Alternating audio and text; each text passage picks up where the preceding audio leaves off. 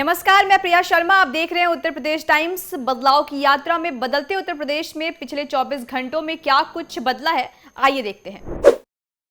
राष्ट्रीय परीक्षण एजेंसी ने जारी किया नया सिलेबस, आधिकारिक वेबसाइट से कर सकते हैं डाउनलोड। राष्ट्रीय परीक्षण एजेंसी यानी कि एनटीए ने नीट यूजी 2025 परीक्षा के लिए नया सिलेबस जारी कर दिया है। उन छात्रों के लिए एक महत्वपूर्ण सूचना है जो इस प्रतिष्ठित परीक्षा की तैयारी कर रहे हैं। इस बदलाव के साथ परीक्षा में शामिल होने वाले उम्मीदवार अब नई आधिकारिक वेबसाइट पर जाकर सिलेबस को डाउनलोड कर सकते हैं। एनटीए ने अपने आधिकारिक नोटिस में यह स्पष्ट किया है कि नीट यूजी 2025 परीक्षा राष्ट्रीय मेडिकल कमीशन द्वारा अंतिम रूप से तैयार और जारी किए गए नीट सिलेबस 2025 के आधार पर आयोजित की जाएगी। यह syllabus under graduate medical education board के तहत तैयार किया गया है। एनटीए ने सभी उम्मीदवारों को सूचित किया है कि इस सिलेबस में सभी बदलाव को ध्यान में रखते हुए अपनी परीक्षा की तैयारी करनी चाहिए। आईआईटी कानपुर में कई पदों पर भर्ती का मौका, 31 जनवरी तक कर सकते हैं आवेदन। इंडियन इंस्टीट्यूट ऑफ टेक्नोलॉजी यानी कि आईआईटी कानपुर ने जूनियर असिस्टेंट समेत कई पदों पर भर्तियां निकाली हैं। ये भर्तियां शिक्षा और अनुसंधान के क्षेत्र में साइंस, टेक्नोलॉजी, आर्ट्स और इंजीनियरिंग ब्रांचेस के तहत की जा रही हैं। इन पदों में रजिस्ट्रार और जूनियर असिस्टेंट जैसे महत्वपूर्ण पद शामिल हैं। इच्छुक और योग्य उम्मीदवारों के लिए ऑनलाइन आवेदन की प्रक्रिया शुरू हो चुकी है और वे Indian Institute of Technology Kanpur की आधिकारिक वेबसाइट के माध्यम से आवेदन कर सकते हैं। ऑनलाइन आवेदन करने की आखिरी तारीख 31 जनवरी 2025 निर्धारित की गई है। इस भर्ती के लिए उम्मीदवार की आयु 21 साल से कम और 57 साल से अधिक नहीं होनी चाहिए, जबकि रिजर्व कैटेगरी के उम्मीदवारों को आयु सीमा में छूट दी गई है।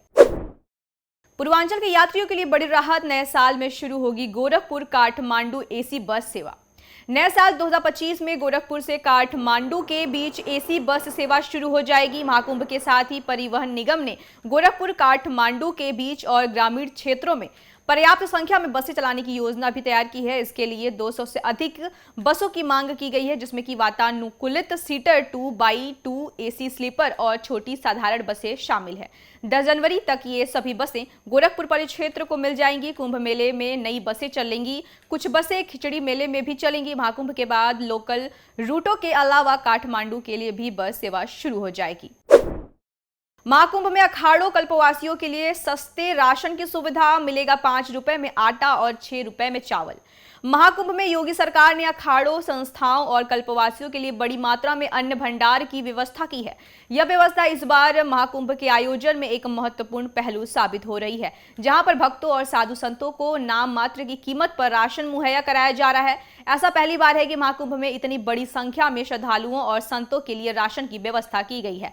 इस विशेष व्यवस्था के तहत 5 रुपए में आटा और 6 रुपए में चावल उपलब्ध कराया जाएगा। इसके लिए मेला क्षेत्र में 138 उचित मूल्य की दुकानें खोली गई हैं। काशी विद्यापीठ से संबद्ध कॉलेजों के विद्यार्थियों के लिए राहत, परीक्षा फॉर्म भरने की अंतिम तिथि बढ़ी। महात्मा गांधी काशी विद्यापीठ के अंतर्गत आने वाले कॉलेजों में सत्र 2024-25 के विद्यार्थियों के लिए राहत भरी खबर है। विश्वविद्यालय प्रशासन ने परीक्षा फॉर्म भरने की अंतिम तारीख को 8 जनवरी तक बढ़ा दिया है। इस निर्णय से वाराणसी समेत 5 जिलों के लगभग 1.5 लाख विद्यार्थियों को राहत मिलेगी। काशी विद्यापीठ से संबद्ध वाराणसी, सोनभद्र, भदोही, चंदौली और मिर्जापुर जिलों के करीब 400 कॉलेजों के छात्र इस फैसले से लाभान्वित होंगे। इनमें यूजी, पीजी और व्यावसायिक पाठ्यक्रमों के प्रथम सेमेस्टर के नियमित बैक और अंक सुधार परीक्षा के फॉर्म भरे जा रहे हैं। ऐसी तमाम बड़ी खबरों को देखने के लिए देखते रहिए उत्तर प्रदेश टाइम्स। हम हैं देश के दिल, उत्तर प्रदेश की धड़कन। उत्तर प्रदेश टाइम्स।